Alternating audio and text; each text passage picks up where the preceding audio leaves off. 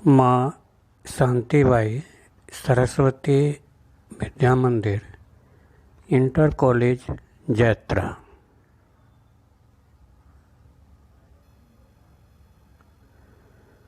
विषय हिंदी, उपविषय गद्यखंड, कक्षा द्वादश। पाठ का नाम अशोक के फूल। लेखक आचार्य हजारी प्रसाद द्विवेदी।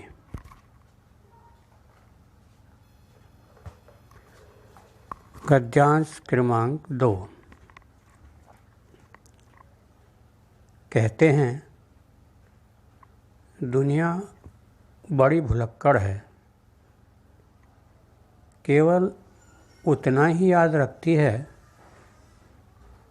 जितने से उसका स्वार्थ सधता है। बाकी को फेंक कर आगे बढ़ जाती है। शायद अशोक से उसका स्वार्थ नहीं सधा, क्यों उसे वह याद रखती। सारा संसार स्वार्थ का अखाड़ा ही तो है।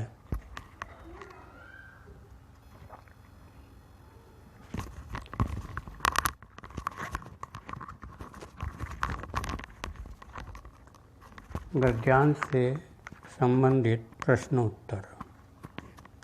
प्रश्न क्रमांक 1। गद्यांश के पाठ और लेखक का नाम लिखिए। उत्तर। पाठ का नाम अशोक के फूल, लेखक आचार्य हजारी प्रसाद द्विवेदी। प्रश्न 2। रेखांकित अंश की व्याख्या कीजिए। व्याख्या।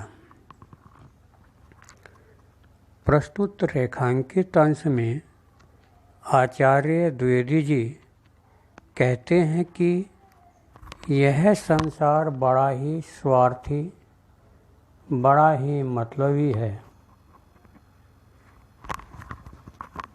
वह केवल उन्हीं बातों को याद रखता है जिसमें उसके स्वार्थ सिद्ध होते हैं। उसका मतलब निकलता है, जिन वस्तुओं से, जिन लोगों से संसार का स्वार्थ सिद्ध नहीं होता, उन्हें वह भूल जाता है, शीघ्र अपनी स्मृतियों से निकाल देता है। व्यर्थ की वस्तुओं और व्यक्तियों की स्मृति को यादों में रखना नहीं चाहता। जो उसके लिए बेकार हैं, उसकी उपेक्षा कर आगे बढ़ जाता है।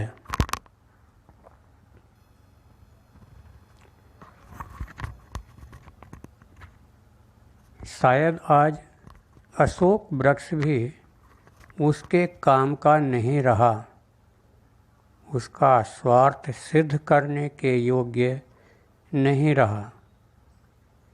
वह भी उसके कार्य व्यापार के योग्य न रहा, इसलिए वह उसे याद ही क्यों रखता। संसार के प्रबुद्ध लोगों एवं साहित्यकारों, रचनाकारों ने उसे ही भुला दिया, क्योंकि सारा ही संसार अपने स्वार्थों से, अपने कार्य व्यापारों का क्रीड़ा स्थल है, जो केवल अपने मतलब स्वार्थों की पूर्ति में ही लगा रहता है। प्रश्न नंबर 3।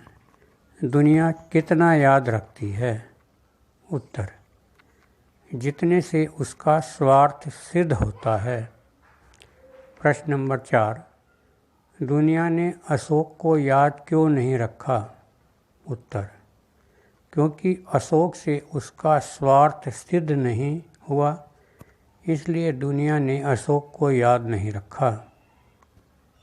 प्रश्न 5, सारा संसार निबंध के अनुसार क्या है? उत्तर, निबंध के अनुसार सारा संसार स्वार्थ का अखाड़ा है। धन्यवाद।